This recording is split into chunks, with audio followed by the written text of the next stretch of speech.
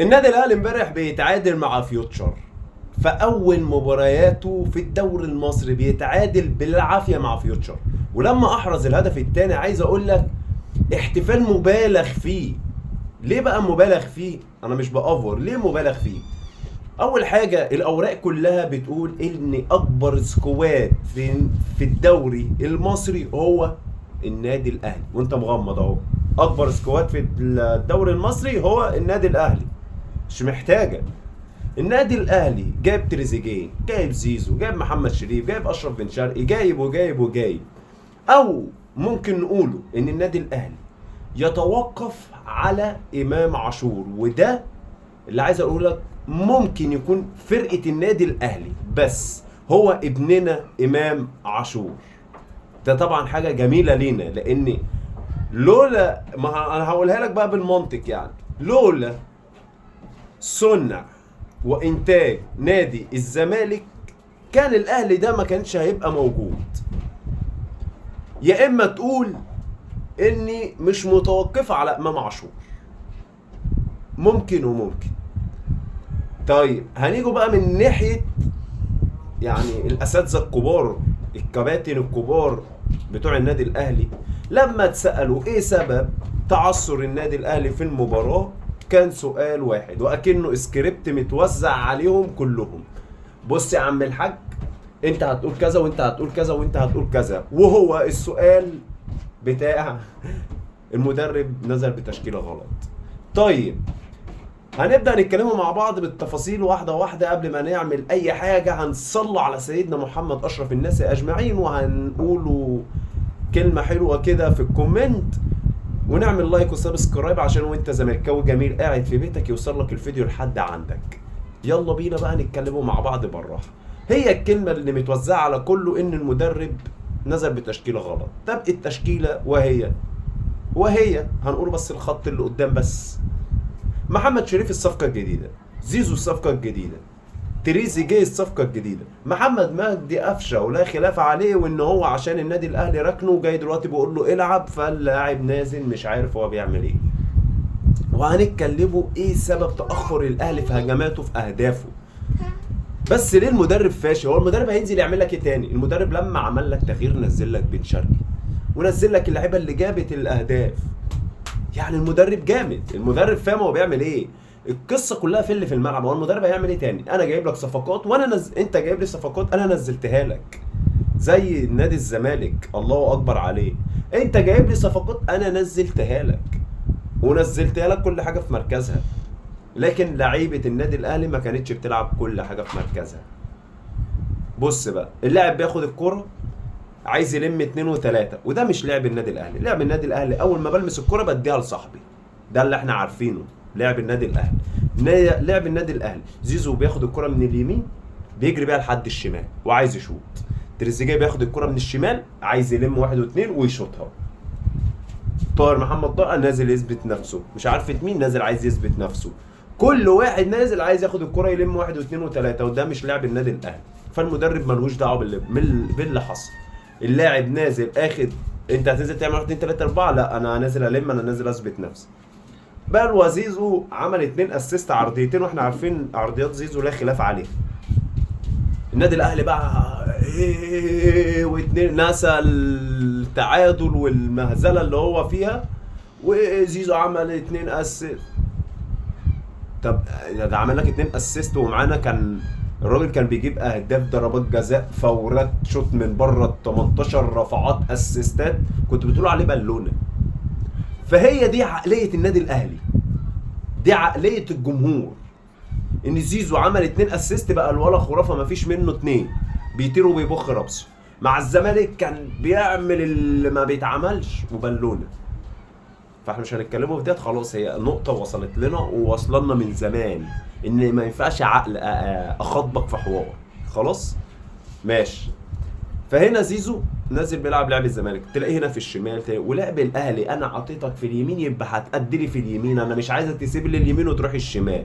فهنا اصبح ان خطوط النادي الاهلي خلاص اللعيبه نازله مش مستجمه مع بعض، كل واحد نازل عايز يثبت نفسه، كل واحد اخد له ملمين مش شرط عادي انا جاي لي عروض كمان من بره لو سبت. خلاص اللعيبه مش نازله اللي هو تكسب.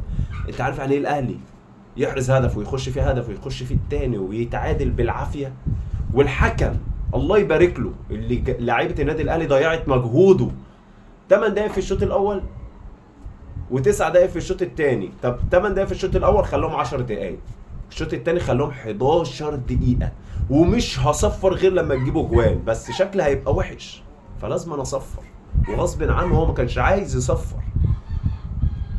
طيب دلوقتي النادي الاهلي فشل في اول مبارياته باجمد صفقات، ببابا غنوماته، بسلطاته، كل حاجه. ده النادي الاهلي عمل ايه؟ اتعادل في اول مبارياته بصفقاته اللي هو اجمد سكواد، اللي كله كان بيتريق. وهنا بقى هنخشه على نادي الزمالك، كله كان بيتكلم ان نادي الزمالك نادي كبير، نادي ما بص يا عم الله يبارك لك حبيبي، جايب صفقات جديده بيجربها في الدوري. المفروض نادي الزمالك بيدعم الواحد اللي هو عايزه، المفروض نادي الزمالك يدعم يجيب نادي الزمالك جاب 11 لعيبه، يلعبهم فين؟ هيعمل ايه كده؟ الزمالك مش هيعمل حاجه في الدوري. طب يا عم نادي الزمالك في اول مباراه مع سيراميكا كليوباترا اللي هو فرقه جامده، تالت سكواد، تمام.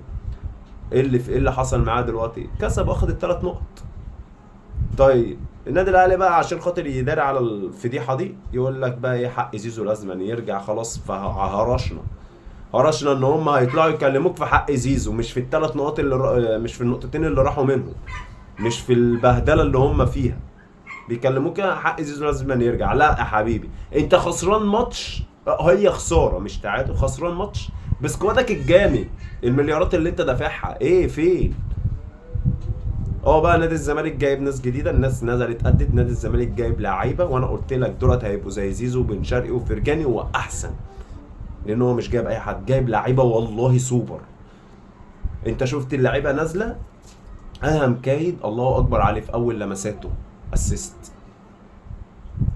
زيزو اللي بقاله 4 مطوشه مع الاهلي ما عملش غير اسيستين. يعني بص نفخل لك الدنيا، ده 5 ماتش ليه مع الاهلي عمل لك اسيستين. فانت لما تيجي تتكلم مع الاهلي لازم انت تبقى فاهم نادي الزمالك دلوقتي بيتحرك تحركات في صفقتين جايين جمال، صفقتين بردك سوبر بردك، تمام. نادي الزمالك دلوقتي خلاص قفل الماتش، قفل هدف محمد شحاته الروعه، قفل كل ده، مركز في الماتش اللي بعده.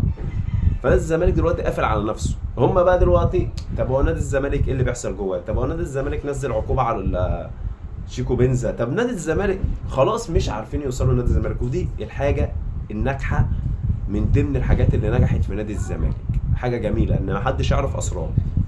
طيب النادي الاهلي دلوقتي شماعه، خلاص المدرب بقى الشماعه.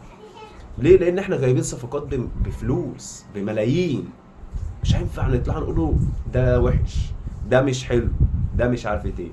تريزيجيه ما عملش حاجه وزيزو ما عملش حاجه، عرضيتين ماشي يا عم، 2 اسيست برضك، انت ما كسبتش.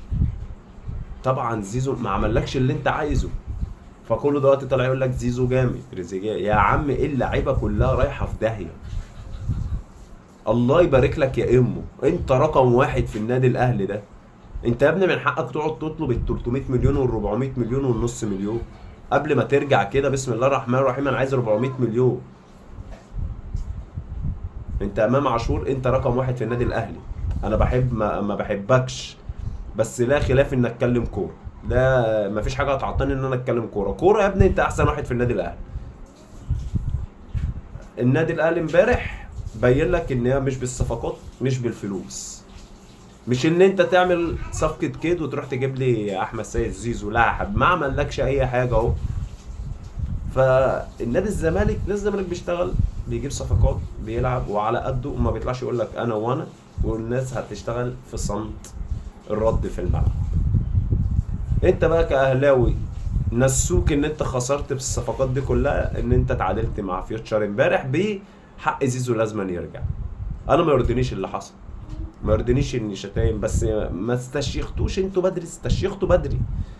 انتوا كنتوا مبهدلين شيكابالا بابنه بمراته بلونه بشكله بامه، مبهدلين، استشيختوا بدري، خلاص بقى حرام وحلال. طب يا رب بقى اتنوا على نفس الصيغه ان حرام. لا بعدها على طول حسام حسن قام ناببهم الجول، شتموه بامه وابوه بكل حاجه عشان احتفل قصاده. ده ما ينفعش نتكلموا فيه. فانا عايز اقول لك ادهم كايد لاعب جامد، شيكو بنزا لاعب جامد، معالي لاعب جامد، لسه احمد حمدي راجع. فهتتفرج على سكواد نادي الزمالك وربنا مرعب مرعب، وان شاء الله هيقدموا ان شاء الله الدوري بتاعنا باذن الله من اوله كده باذن الله. فكده احنا وصلنا نهايه الحلقه بقى، هنسموها حلقه. تمام، اعمل لايك والسبسكرايب بتاعك عشان خاطر يوصلك كتير، وان شاء الله انتظرونا في الماتش اللي جاي عشان الدنيا بقت دوشه جامده. السلام عليكم.